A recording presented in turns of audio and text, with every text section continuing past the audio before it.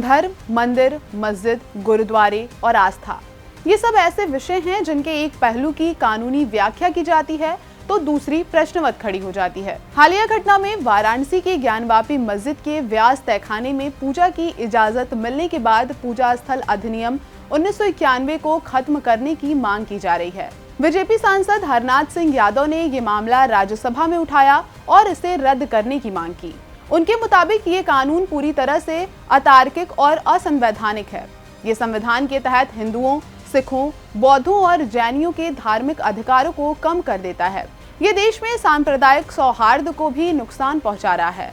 इसके अलावा सांसद ने आगे कहा कि ये कानून संविधान में दिए गए समानता और धर्मनिरपेक्षता के सिद्धांतों का उल्लंघन करता है। ये न्यायिक समीक्षा पर रोक लगाता है और पूजा स्थल अधिनियम में 15 अगस्त 1947 की तारीख मनमाने तरीके से तय की गई है। इसके अलावा भी ये कानून लंबे वक्त से लगातार चर्चा में है। ऐसे में इस पर चर्चा जरूरी हो जाती है।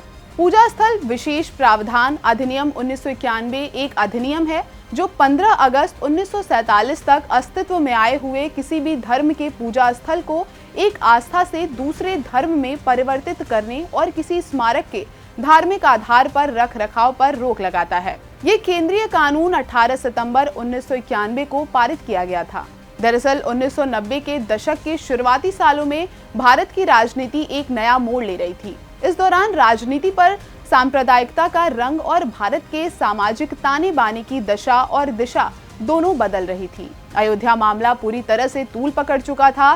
साथ ही काशी और मथुरा जैसे कई धार्मिक स्थल ऐसे थे जहां पर अयोध्या विवाद जैसी स्थिति बन रही थी। इनमें बनारस का ज्ञानवापी मस्जिद विवाद और मथुरा का ईदगाह मस्जिद विवाद में शामिल था। ऐसे में मौके की नजाकत को भांपते हुए केंद्र की तत्कालीन नरसिम्हा राव सरकार ने एक नया कानून लाने की योजना बनाई। 11 जुलाई 1991 को लागू हुए इस कानून का नाम पूजा स्थल विशेष प्रावधान अधिनियम 1991 रखा गया। अंग्रेजी में इस कानून का शीर्षक places of worship special provision act 1991 है।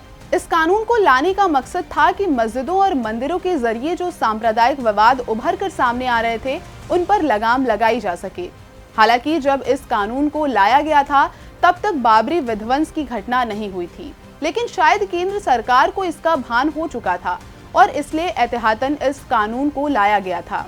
इस कानून का जो सबसे प्रमुख प्रावधान था वो ये कि 15 अगस्त 1947 को भारत में विद्यमान पूजा स्थलों पर जिस कौम या संप्रदाय का हक था वो यथावत बना रहेगा। यानी इस बात से कोई फर्क नहीं पड़ेगा कि उस पूजा स्थल को किसी मंदिर या मस्जिद को तोड़कर बनाया गया था या उस पर कितने लंबे समय से किसी समुदाय विशेष का अधिकार था।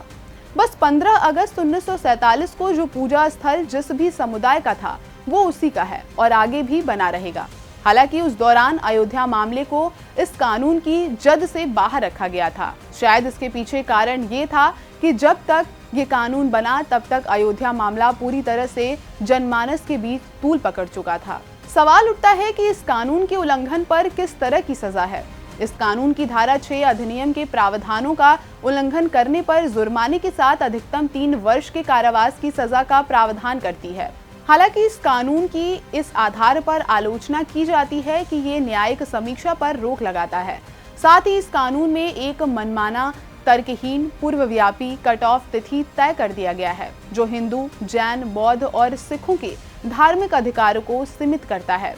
अयोध्या मामले में अपनी सुनवाई के दौरान सुप्रीम कोर्ट ने इस कानून के बारे में सकारात्मक बात कही। बकौल सुप्रीम कोर्ट देश ने इस एक्ट को लागू करके संवैधानिक प्रतिबद्धता को मजबूत करने और सभी धर्मों को समान मानने और सेकुलरिज्म को बनाए रखने की पहल की है। इस तरह सर्वोच्च न्यायालय ने इस बात का पूरी तरह से संकेत दे दिया था कि देश में अब मंदिर मस्जिद को लेकर और विवाद नहीं होने चाहिए। यहाँ ये बताना दिलचस्प होगा कि साल 2018 में एक मुस्लिम संगठन ने इस कानून का विरोध किया था।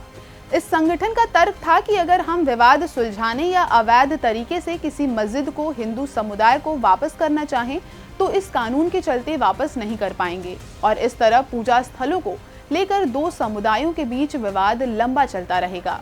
तो आज के इस एपिसोड में बस इतना ही। हम फिर मिलेंगे कुछ नई जानकारियों के साथ। तब तक मुझे दीजिए इजाजत। नमस्कार।